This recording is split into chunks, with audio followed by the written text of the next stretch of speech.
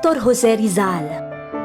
Ating pambansang bayaning hinahangaan ng buong mundo na ang kanyang sandata ay ang kanyang malalim na pag-iisip, katalinuhan at ang pluma, na siya ring nagpaibig sa mga kababaihang nagpakulay ng kaniyang buhay.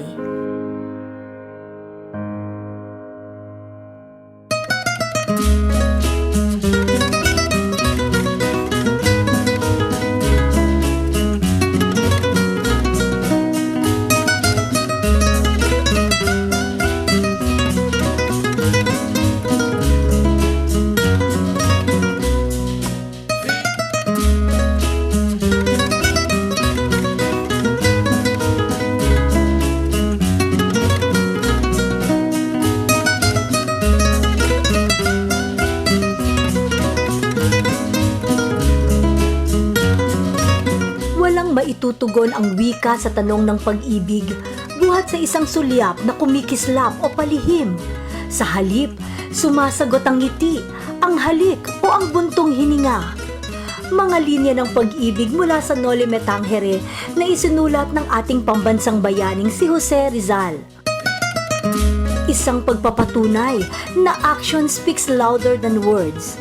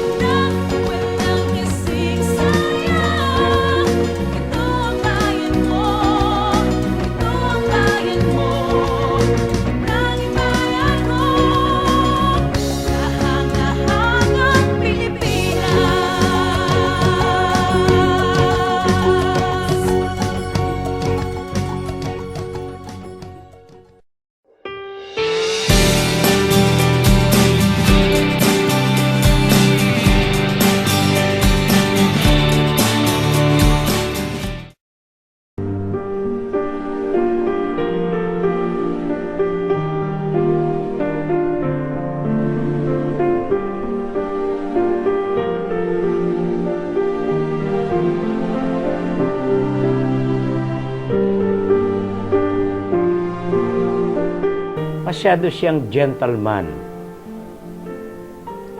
Dahil nakapag-aral sa Europa, alam mo yung mga Pilipino, o sa ibang bayan dito sa hindi naman masyadong asensadong bansa noon, para bang hindi magandang katangian na ikaw hindi ka kilala ng babae, lalapitan mo, makipag-usap ka. Pero si Rizal makikipag-usap in a scholarly, gentlemanly ways at sasabihin niya kung sino siya, akin ang karangalan, makilala kayo, ganon. Tapos ang isang katangian na hindi nila pwedeng kalimutan kay Rizal, yung isang talino niya sa painting, sketching. Magmula kay Leonor Rivera, meron pang isang Leonor Valenzuela, Segunda Katigbak yung una. Una sa lahat ay Segunda Katigbak. Na-in-love si Rizal pero kimi siya. Na-in-love naman yung babae, siyempre nung araw hindi pwedeng maunang magsalita yung babae. So nawala. Torpe, mahihayin at parang hindi siya sigurado sa kanyang sarili. Sabi nga ng babae, aalis na ako sa linggo. O alam ko, magpapakasal ka na sa isang lalaki. Sabagot ni Segunda, kung meron lang akong magagawa, hindi ako papayag na magpakasal. Nasa iyo yan kung anong gusto mo. Sabi ni Rizal, sige, umalis ka na, sumama ka na. Torpe nga. Pagkatapos iyak siya ng iyak. Nung dumaan ang karwahe ni Segunda, papuntang Batangas, nandun sa Calamba si Rizal. Umiiyak ng sarili niya. Tinitingnan niya palayo, there goes my love, sabi niya, na hindi nababalik sa buhay ko. So, yun ang una niya. It was more of an infatuation than anything else.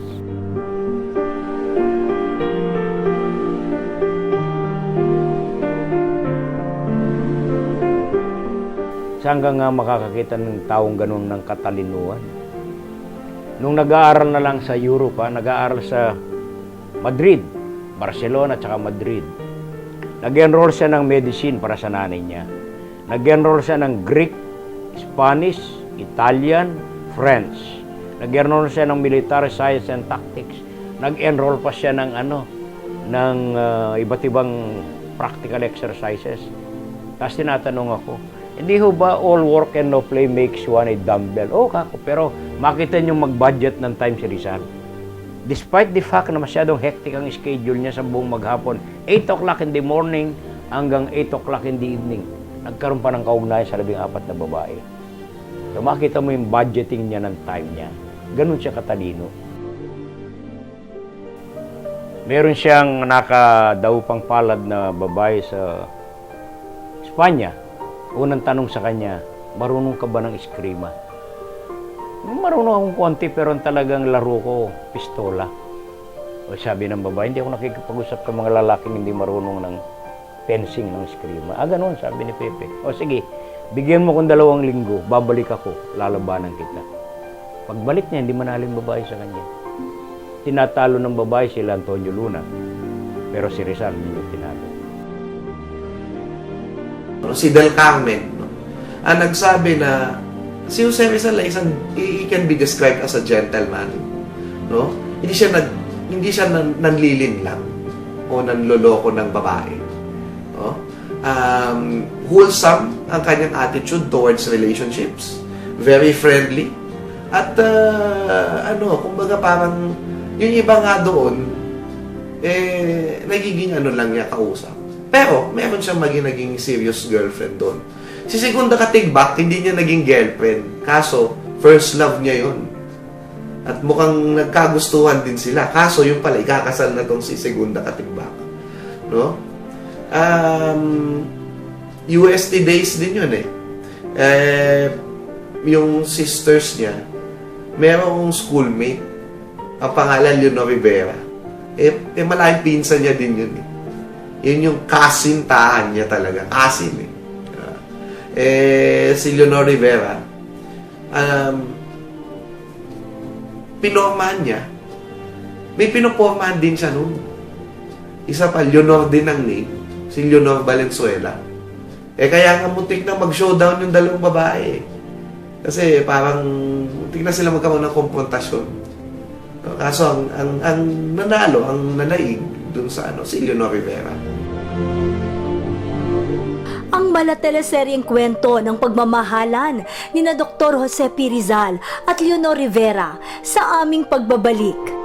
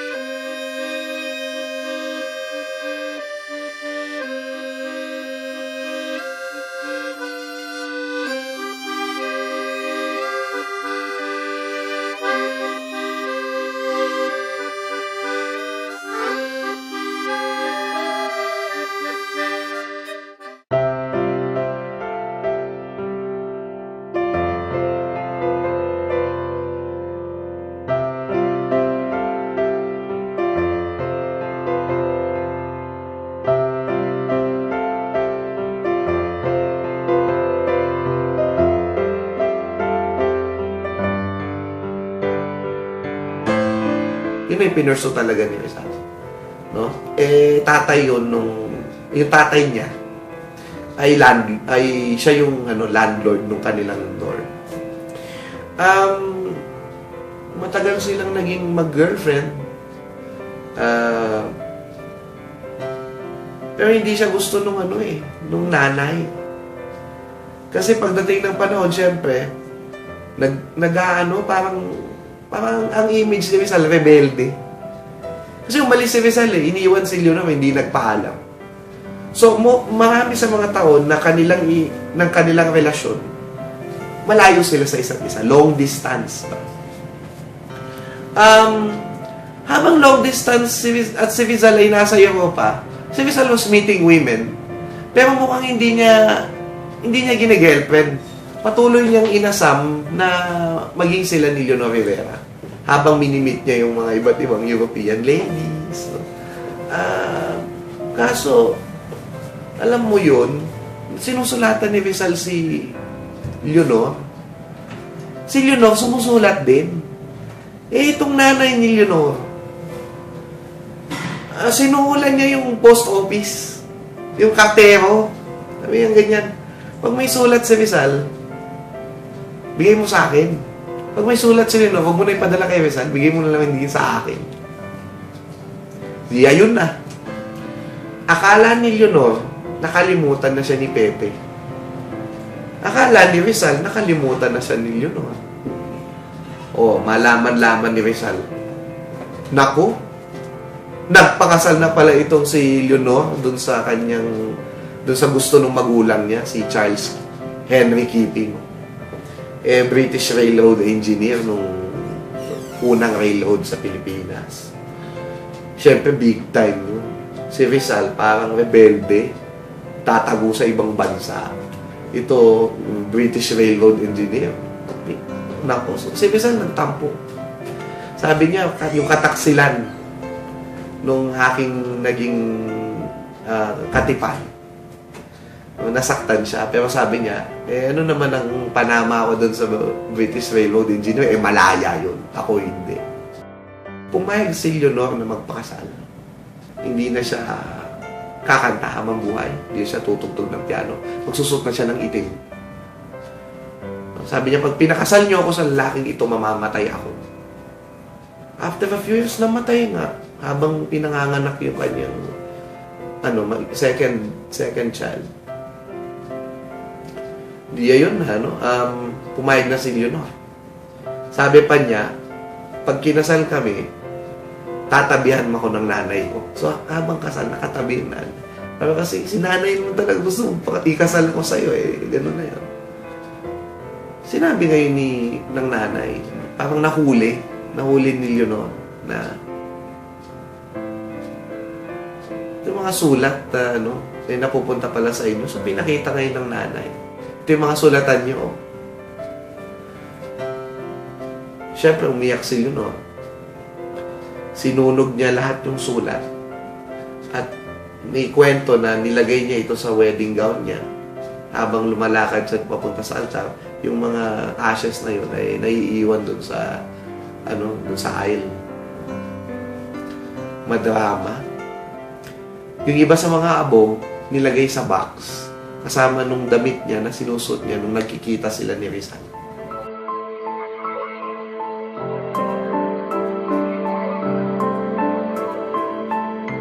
Ang kwento ng isang espiyang napaibig ng ating pambansang bayani at ang babaeng dahilan ng kanyang pagpapakadalubhasa sa ibang bansa. Sa pagbabalik yan ng kahangahangang Pilipinas.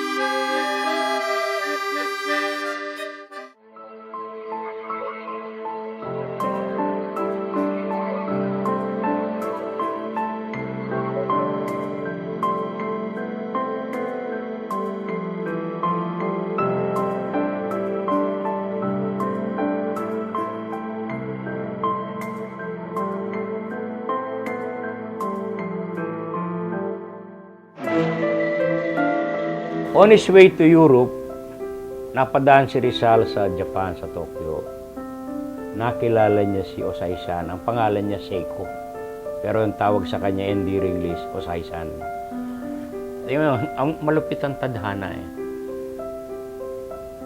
Si Osai-san, kung tutusin mo, isang espionage agent, matahari. Siya ay kinomisyon ng Kastila para mag-espya kay Rizal. Lahat ng gagawin ni Rizal, subaybayan niya. Nakita niya yung pagka-henyo, marunong, ang finesse, ang pagka-gentleman ni Rizal, nakalimutan niya yung kanyang mission, na in love siya kay Rizal. Pero siyang sinulat sa kanyang diary I dedicate to you the last chapter of my youth. Nobody has loved me better than you. Sa mga babaeng humanga, sa katalinuhan at kabayanihan ng ating pambansang bayaning si Rizal, kahit natutol ang simbahang Katolika sa kanilang pag-iibigan, tanging si Josephine Bracken ang tumayo sa likod ng ating pambansang bayani hanggang siya ay barilin at kitilan ng buhay sa luneta. Pero may isang babaeng natatangi sa puso ng ating bayani na dito niya iniyalay ang buong buhay. Nagpakadalubhasa si Dr. Jose Rizal sa ibang bansa para magamot ang katarata ng kanyang minamahal na ina.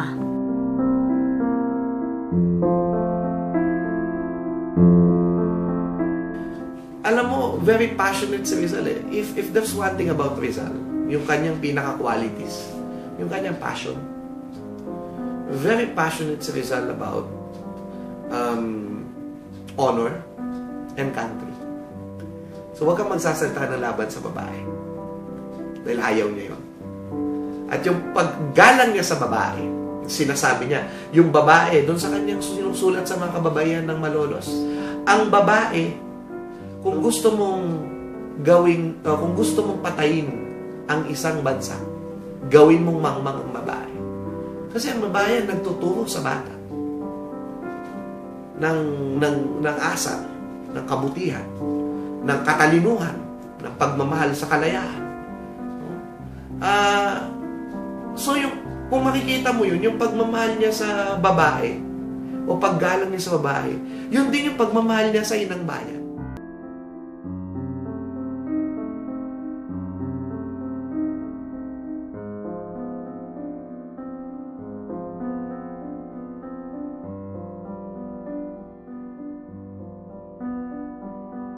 May mga nagsasabi na duwag daw si Jose Rizal. Hindi daw siya dapat tanghaling national hero.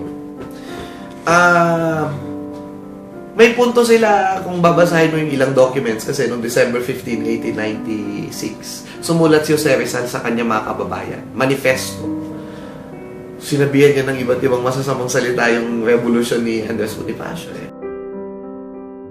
Abangan yan bukas dito sa Kahangahangang Pilipinas.